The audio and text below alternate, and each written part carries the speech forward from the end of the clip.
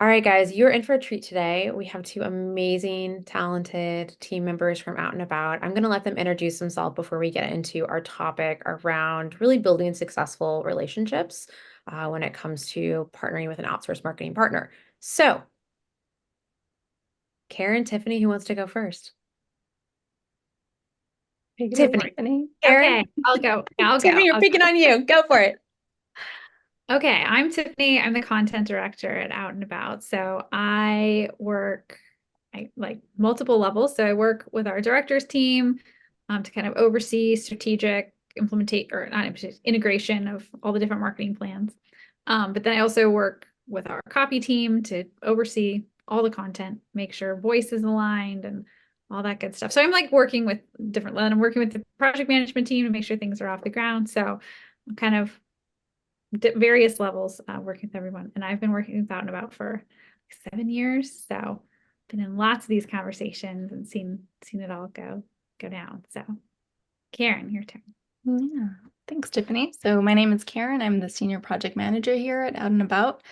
My role includes taking care of our project plans, so making sure that when we get going and get started, we have an actual plan with everything that we're going to do. So from inception to completion, I'm there to make sure that things are moving along at a consistent pace, and we kind of keep the client, really you, uh, in tune with what's going on. I'm the glue between the project management team and the directors team. So if there's a change in strategy or a new project that we want to tackle, then I make sure that it makes sense with the direction that we're going into, and making sure that it's folded into the project plan.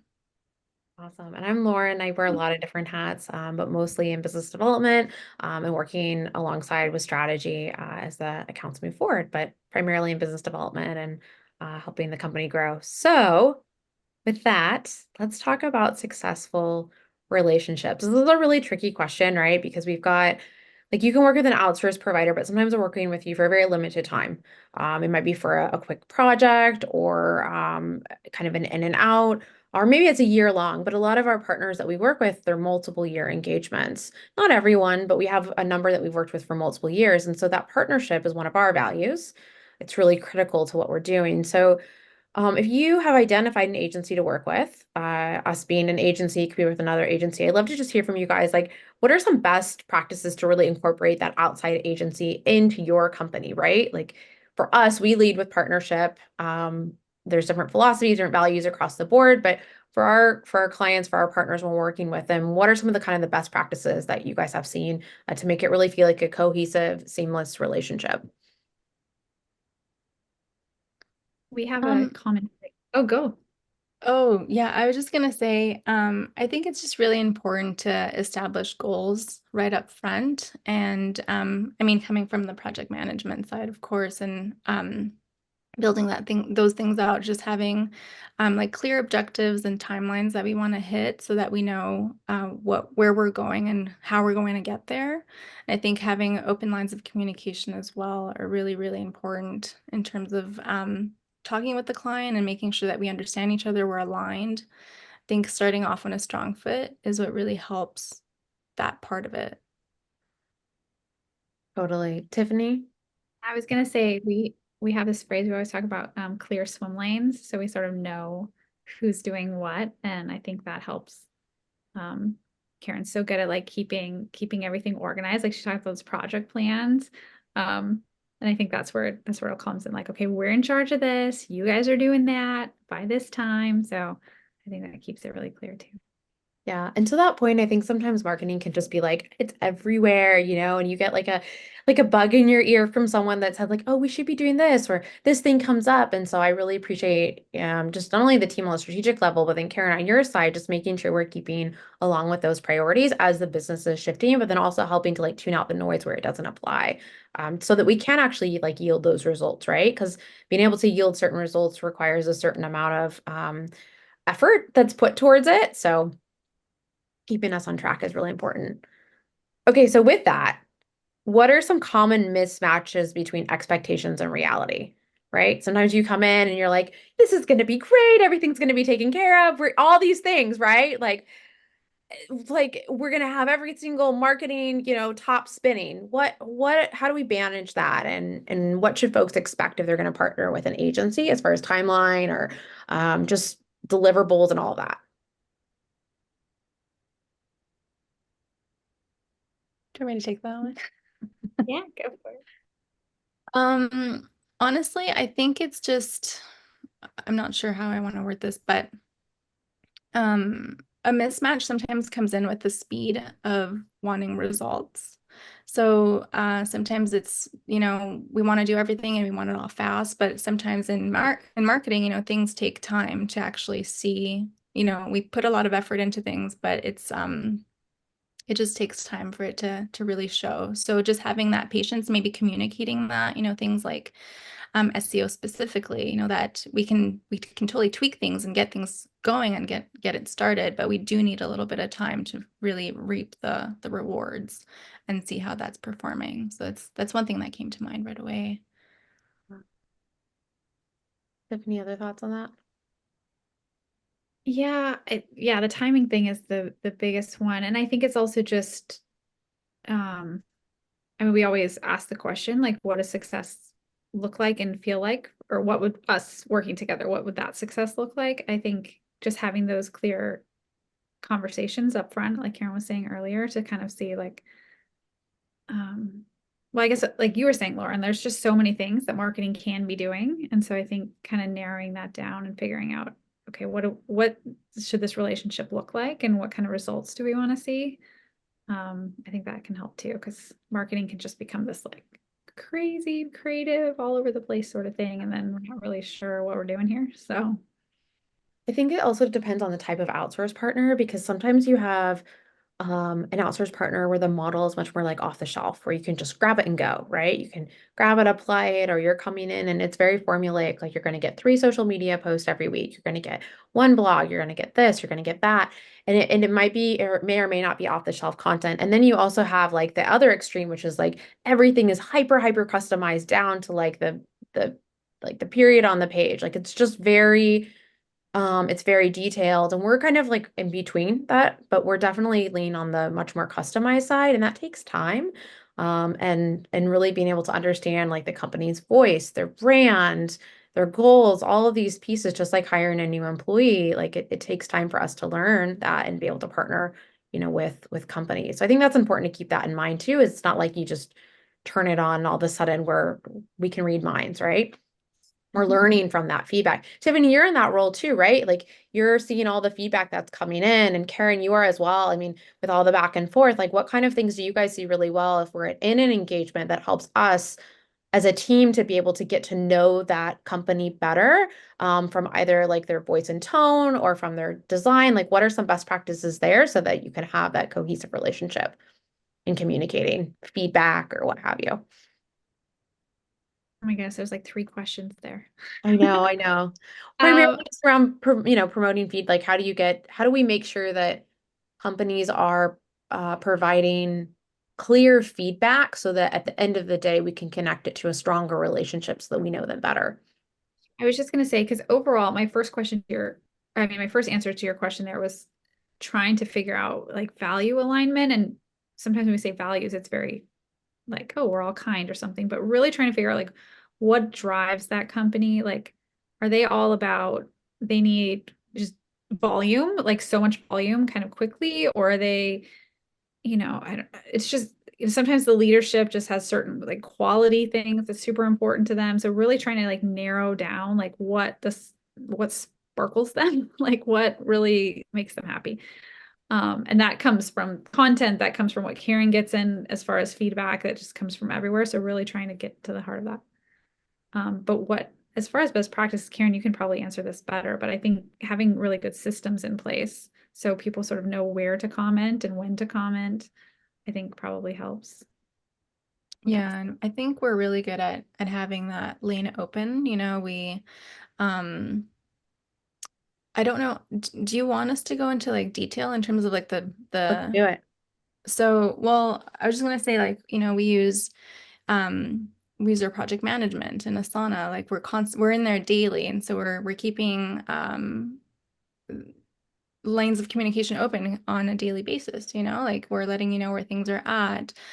We send Friday or every Friday we send progress reports on where projects are at. So, I think specifically for our clients, we do a really good job at letting them know the progress, if there's any stop gaps, if we need to, we need your eyes on this so we can move forward on, XYZ. I was also going to say, oh, I lost my train of thought. Well, Karen, I Kept actually have going. a question for you too about this, because part of gathering feedback is like, who's our point person? So I'm curious what you would say as far as best practices from the client end, but who's providing that feedback? Like, should the whole team be doing it? Should just the main point of contact be doing it? The whole leadership team? Like, what do you think works best from that direction? I really do think that sometimes that's client dependent, because we do have some clients where we do have one specific point person that we speak to, and the same thing for the client, speaking to us. There's one main person that everything filters through. But depending on the just how the company works. Sometimes there's multiple people that need to see things. And so I think Asana is a pardon me, is a great tool for that, because you can, once somebody's given the approval on our client's team, we can send it to the next person. And then, if we're on the same page and we know who gets the final, like, how should I say, it goes through person A, then person P, and then person C, and we all know that, and like we internally know that, the it makes it really easy. Yeah, I was just thinking of a couple clients. So just in a few meetings recently where it's a bunch of them involved, but then they were like, no, this person, that like whatever they say goes, not to say, they're just like, they're the ones leading the charge and we trust them. So we'll all give our feedback and we're happy, like, especially creatively, if we're doing design or creative type things. But it's always nice when they're like, okay, that person, Mm, Bob gets the final say or whatever. yeah, That's true. I think that just comes with getting to know the client as well. yeah. So, and I think we're nimble and can, fit the mold that is necessary in that aspect. Yeah. Speaking of that, do you guys mind sharing a little bit more about like the actually receiving of the content, like or the feedback of the content? So like just how we use Google Docs and best practices when providing design feedback as well. Yeah, I think that, well, Google Docs is a great tool because you really can just provide, highlight whatever needs to get changed and add comments right there. And I think that clients really like that because you can really you can see the product or what we're putting together. Same thing with design. It's easy to just highlight what needs to be changed and add a comment. And I guess the way we work is just let us know in Asana when it's been reviewed and we'll go in there and make the changes. So, um, that's really helpful. I think it's clear to everybody as well, when we need eyes on it again or another version that's ready to get reviewed. Yeah, especially on designs. I mean, we'll speak for the rest of our team has to go in there, but when you type it out separately or just leave comments like on a Google Doc or in just, in Asana or something, and it's like after the second blue line, I want the green line longer. It just takes so long to go back and forth and make sure you're crossing all those, making all those changes. So it's really nice when it's just, directly in there. Like I want this line longer or whatever. Totally. Just the clarity versus the vagueness. Mhm. Another thing we've actually been utilizing too is we've been making like customized videos showing designs and talking through them. So that's really helpful for the clients too, because they get not only to see the deliverable but also a walkthrough about that specific deliverable. So that's been helpful as well. One of the pieces I appreciate too that the copy and design team does is also taking in those lessons learned for like the voice and tone for the client. And that is then embedded into the kickoffs for the different types of projects. So we don't forget certain things that might be really important. It might be like, we always want the logo to be bigger, or we don't use these kinds of words or what have you, but we're learning that just like an employee would again, of like what makes your company you. So Yes, I have a great example of that. We were working with a client, and then all of a sudden we were like, you guys always spell advisor with an E. And they were like, we do? Like they didn't even recognize it. And they're like, yes. And we will now document that so that every time we use that word, it will be with an E and not an O. They're like, oh, These little great. things you don't even realize you do, right? Yeah, they were like, we So, didn't even realize we all did that. So okay, got another question here. So as we're rounding out, what is the number one mistake? And again, I kind of hate to even use the word mistake, but maybe lesson learned that companies make when they've decided that they want to do outsource versus hiring totally in-house. So what kind of examples have we seen of maybe snags we run into where there's friction between outsource and in-house? Well, I think that sometimes we've run into situations where we have a client that's really enthusiastic and really wants us to run with things, but internally they're dealing with like certain types of bureaucracy or red tape, and that makes it really difficult for both them and us to be able to move forward on specific projects. So I'm not entirely sure what the solution would be, or how if that's something that it's just something to keep in mind, I guess, moving Yeah. forward. Yeah, I can think of an example where there was a ton of red tape and there were numerous loopholes that we had to go through. I think it was a website project where they ended up sending us like computers and we were trying to build and then it has to go through multiple layers just because of all of the security and the things that are in there. So I think like in this particular example, some of the upfront questions to ask of like outsource versus in-house of like kind of internally understanding what you can do and what the regulations are and then understanding like what it would take if you were to have an outsourced team and can you get through that red tape as you were alluding to earlier. So mm. just trying to find that balance, but if you're able to ask those upfront questions to be able to navigate the red tape or even seeing if it's possible to be able to do that. So Tiffany, any thoughts? Yeah, I was just gonna say on sort of a, I don't know, lighter level, but it's the same issue is that I think sometimes when um there's just I don't want to call it conflict, like internal conflict, but maybe it's not necessarily conflict, but just a lack of alignment for the marketing. So that's like the bureaucracy is like on another level where they literally can't move forward for certain rules. But even just a smaller team where everyone's maybe not on the same page about what the target market's going to be or where we want to move forward creatively or um, how creative we want to be versus how sort of conservative we want to be with design. I think those kind of misalignments internally um, can be a problem and can lead to like, well, maybe we shouldn't be outsourcing it because we're not really ready to hand it over yet, kind of thing.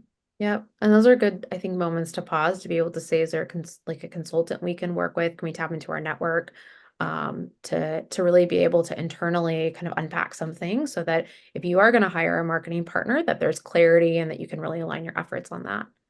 Yeah, because we can come in and plug in really well, and like be that arm and like we've been talking about the copy team and the design team and the management team, like keeping everything organized and operational, but we can't create something that's not there or like we can't manage the team internally. Like we can't decide who's right, the president or the CEO or whatever. So I think that can be an issue.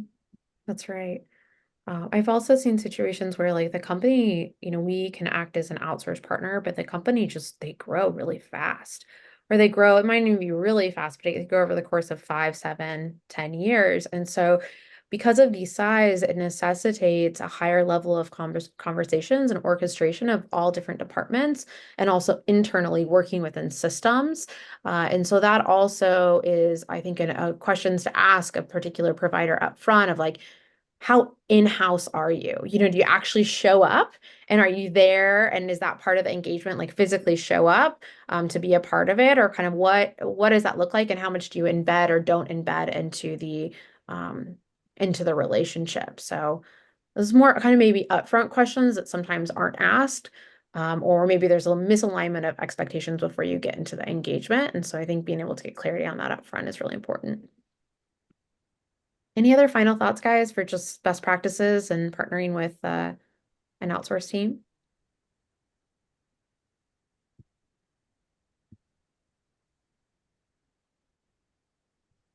Nothing? Well, I was just gonna say we love to be organized and Karen leads the team really well at like keeping the trains running. So I guess that's the biggest thing is if you need someone coming in to like wrangle it all together and get it off the ground. Um, yeah. Works Yeah. really well. I think we're excited. Our team is definitely going to be excited to jump in and want to help and be their go-to, marketing agency. So we're passionate about our work and we look forward to partnering. And I think that really shows when we start engagements with clients. So Oh my gosh, awesome. Thank you guys just for sharing best practices, marketing best practices, or I should say best practices for working with an outsourced marketing team and then marketing best practices for how to just communicate, engage, think strategically, and really find the right partner and the right fit for where you're at as a company. So, yeah, good stuff. Thank you guys. thanks.